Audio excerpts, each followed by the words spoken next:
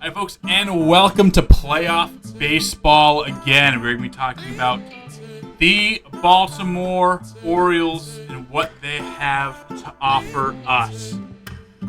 Against right-handed pitching, Baltimore ended up being a little bit better than us, around 90 wins this season. Jordan Westberg had a real nice year. He leads things off against right-handed pitching. Jordan, whoa! I don't know why. Just out of breath for no reason. Maybe. Jackson Howdy had a real nice season. For the first time, really broke out a bit to OPS over 700 and ended up being closer to 800. William Contreras, Kobe Mayo, and Teoscar Hernandez all had nice, decent years, but are failing as of recent. Kobe Mayo especially, not really the power year you would expect from a guy like him. Teoscar Hernandez, again, a little step back. He has, 36 years old, is starting to see this regression and feel it a little bit older. Colin Cowser was low-key one of the best players in baseball this year, a WAR over 5, one of the best fielders in center field, and has a decent bat too. 27 home runs, took us deep a couple of times this year that we saw on video. 846 OPS, by far his best showing in his career. Heston Kjerstad as well is finally getting opportunities, a little regression. His power really went down a whole lot, but contact went up, slugging just went way down, and that dropped his OPS by 85 plus. Owen Miller was a thorn in our side towards the end of the season as we were trying to win games against Baltimore, but is what it do be. And Brian Rocchio in there more for the glove, not really much for the bat, and this team isn't what it was. Team isn't what it used to be. You don't have the Gunners. You don't have the Adleys here anymore. Some of these guys just didn't really pan out the way you thought they were. The big bag, scary Orioles, more on the pitching side, they are nasty. But offensively, especially in the postseason, it's enough to get shit done. With their pitching, all they have to do is score 2, 3, 4 runs. But can they even muster that especially with Contreras, Mayo, and Teoscar, are a little cold. Rod Post, a draft pick of theirs, got up as an 18-year-old and now in his bit of his third season. Been okay, has decent numbers, more of a contact defense, kind of like a better Ashton Fuqua for them. Justin Foscue is good against lefties. He'll probably play against lefties. Samuel Basayo also has first base eligibility. We've seen him play a little bit this year. Vance Honeycutt played the last 3 games of the season and now is in with the big league team as probably a defensive substitution in case a guy like Teoscar has to come out or even Kjerstad has to come out. Most likely Teoscar, though. Against lefties is Westbrook, Foscue, Contreras, Mayo, and Teoscar. Kjerstad, Cowser, Holiday dropped all the way down, and Brian Rocchio. In terms of the pitching rotation for them, that's AAA. Kyle Bradish is actually getting the jump here and getting the first start of the postseason, followed by 2 nasty lefties, Cole Reagans and Tarek Skubal. After having a great year, he's actually starting to regress a little bit. 32 years old, maybe starting to slow down just a step. With that, we are going to be facing these 3 guys at most. 3-game series. Gotta win 2 out of 3. We can get to Bradish. The lefties can be, the strikeout lefties can be a struggle for me personally, especially Skubal. We've faced him off against him a decent amount of times. Reagans, we faced a decent amount of times. Can we get to Bradish? Now, obviously, it's just 1 game at a time. We're going to have our best. They're going to have their best. We have the Cy Young winner. They don't. Well, they have the former Cy Young winner who won in 2024. But, yeah, this pitching staff is nasty. If they get past us, they can really beat anybody with the pitching that they have. Add on that, Trevor Rogers in the bullpen as their long man with Yennier Cano, who had 60-something saves last season, ended up not getting a single one this year. Cole Sands has been good.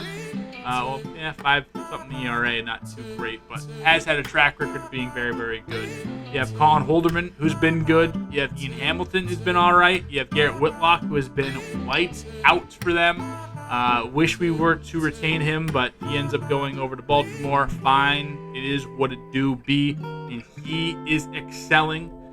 Will Vest also excelling with Baltimore. And not excelling, 4.41 ERA. Pretty good, but not great. And then Jeff Hoffman has been one of the best closers in the league. Without further ado, let's jump into things here. Crochet Radish for Game 1 of the Wild Card round.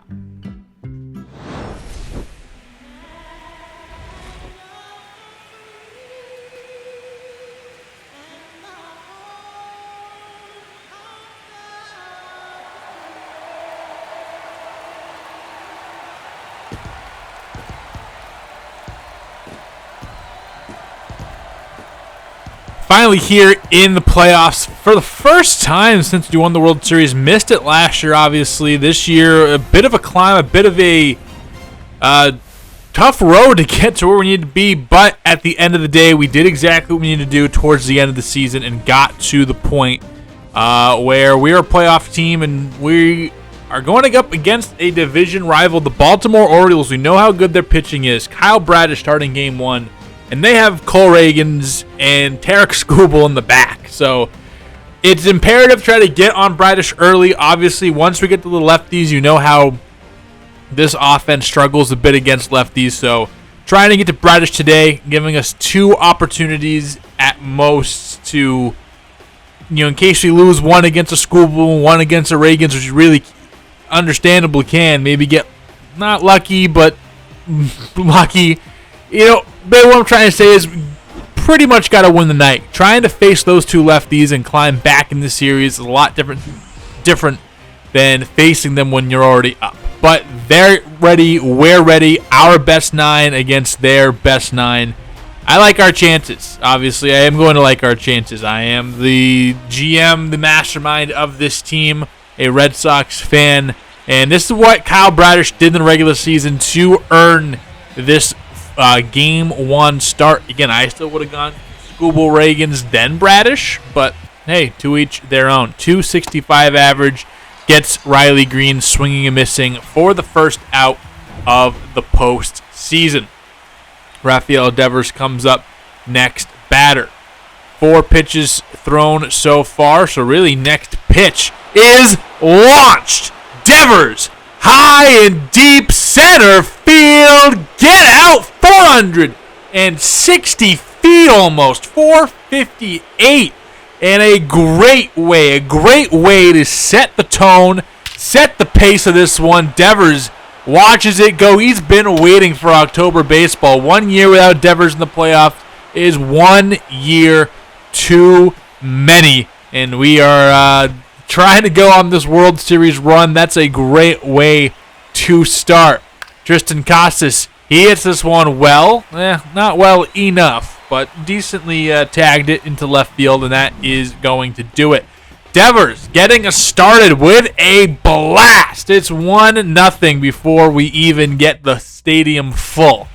And they have to follow that up with going against the Cy Young Award winner from this year, Garrett Crochet, 12-4, 2.52 ERA, 198 strikeouts, and 171 innings. Again, kind of faltered a little bit towards the end of the year, which has kind of been the Crochet way, is not really throwing as effective deeper into the year as he was when he started the year, but did enough to secure that elusive hardware that he hasn't quite gotten in his career, and a 1-2-3 inning to begin things. Ramos, Shanwell, Narvaez when we come back in the top of the second. Actually, in the bottom of the second, that's when Heston Kjerstad beats Crochet for the first Baltimore base runner. And you got a runner on with 2 gone, trying to start a little bit of a rally are the O's. And it's going to be Colton Cowser. What's he going to do? Yep, just working a fastball right down the middle. Outside part of the plate, but down the middle nonetheless. And he's been a Red Sox killer in seasons past, so glad that he wasn't able to do any damage to us there. So now Rafael coming off a 20 home run campaign and 70-plus RBI from basically the number 9 spot all season. First pitch swinging back up the middle and 75 miles per hour off the bat, but enough to squeak by the infield, and that will be a leadoff base runner for us with the Rafaela single in the third. Riley Green 0 for 1 with a strikeout. This will go on the ground. 2-2. Very tough start for the Red Sox left fielders. He strikes out and then grounds into a 6-4-3 double play.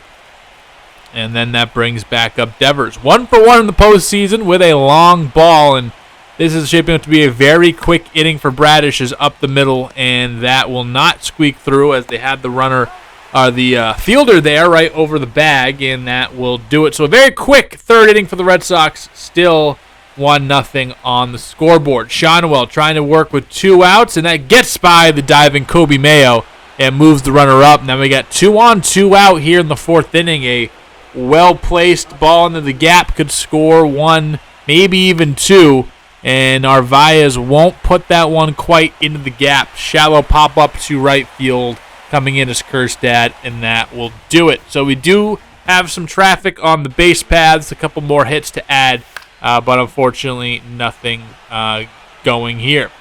In the bottom of the 4th inning, Crochet breezing through as Kobe Mayo pops this one up, and I think we're going to be getting a check on how both stars have done so far. 4 innings for each. 4 hits on Bradish's side. Only 1 hit for Garrett Crochet as Bradish gives up another hit. This time it's Riley Green with 0 for 2 with a punch out and a GIDP. This time goes right back up the middle. And then Devers again! Center field, this time towards left. Opposite field shot. Kiss it goodbye. For 890 feet of home runs. Good golly, Miss Molly. Rafael Devers break out the tape measure. Opposite field.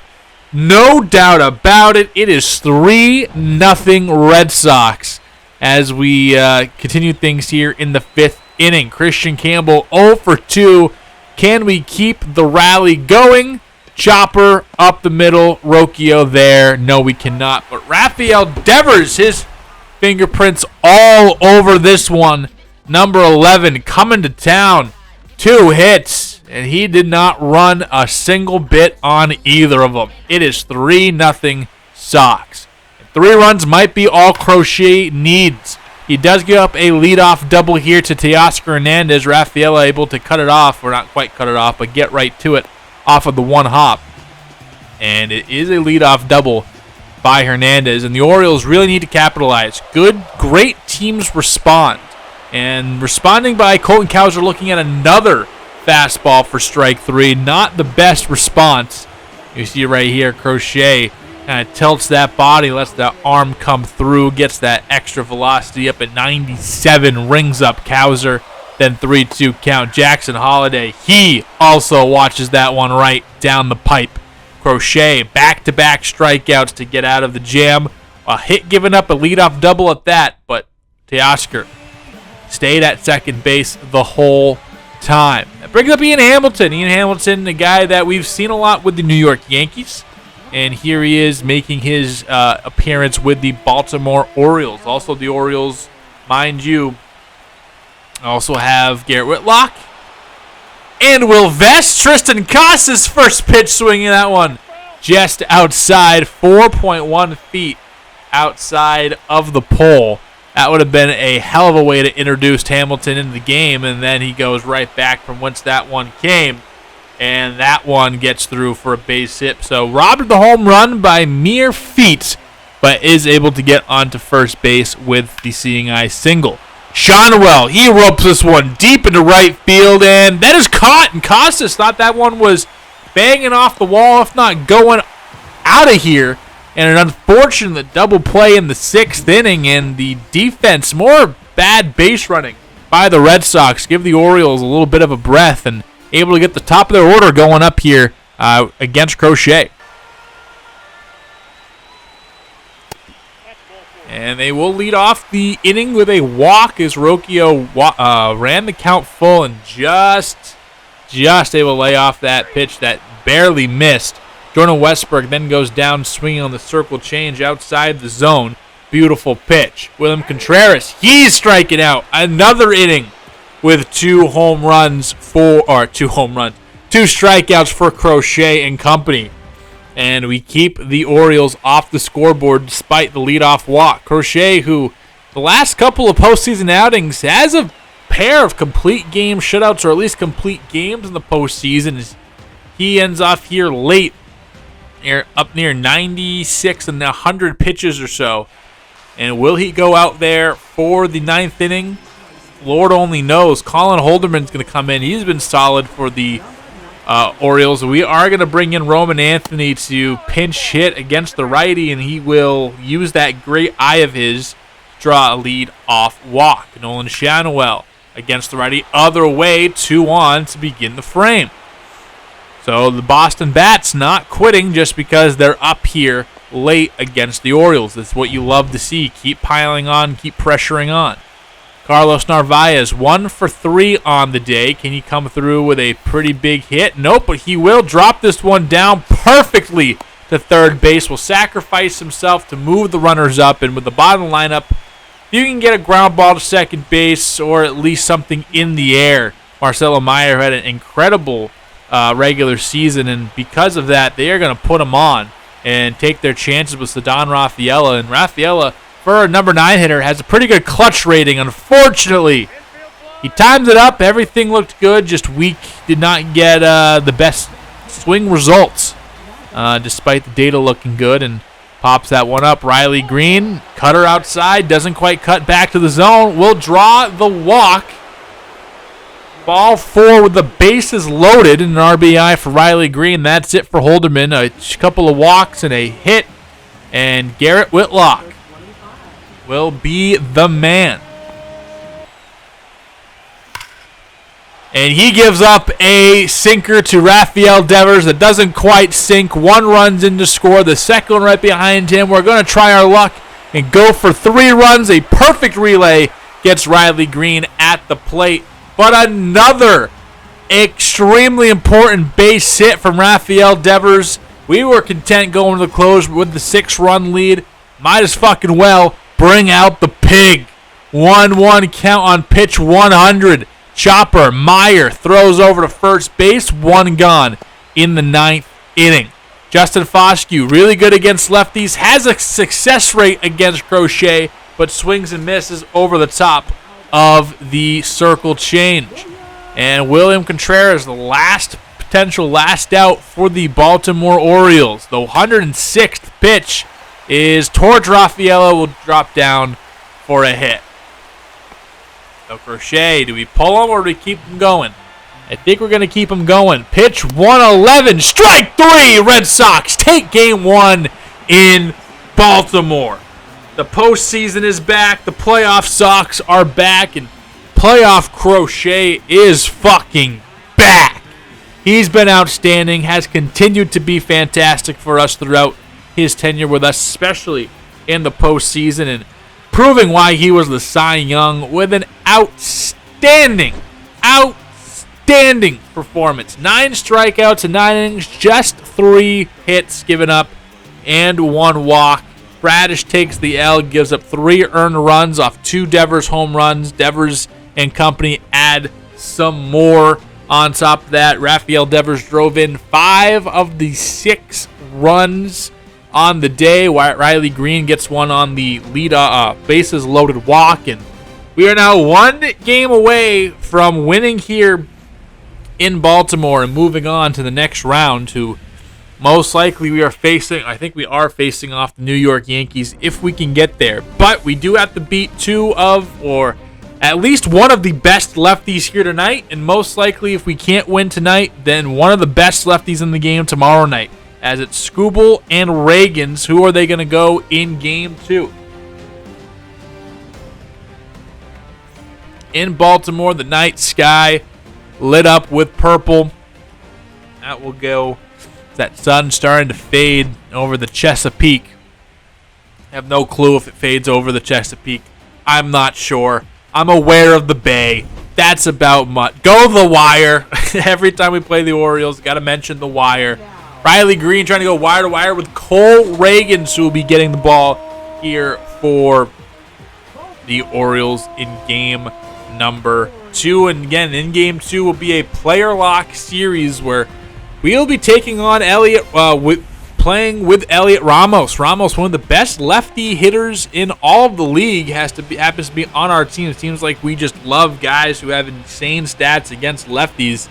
And here he is facing off against Cole Reagans, who had a 4.66 ERA in the regular season. Not the best from him. A solo home run to lead things off from Riley Green. You better fucking love it. Elliot Ramos, okay numbers for us since coming over from San Francisco, but obviously you know the stats against lefties, how good they are.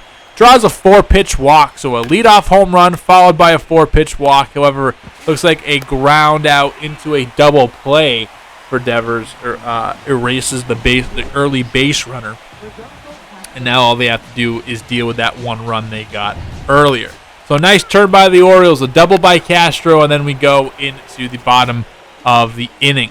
Drew Thorpe is our Game 2 starter. He has some of the best hits per 9 ratings in all of baseball, and really solid, really excited for what he can bring to this rotation, and very much okay with him being our Game 2 starter. This one is a blast, though, and even though they brought the fence in, not in enough, as Contreras does fly out to end the first frame. We still lead 1-0.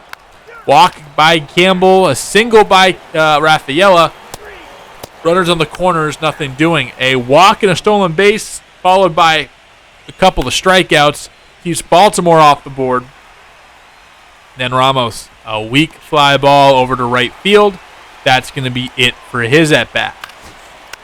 Double by Devers, and then two quick outs following there. Shanuel Narvaez, Rafaela, 3 straight singles, and bases loaded for Elliot Ramos. The pitch is hit on the ground sharply, but right to third base.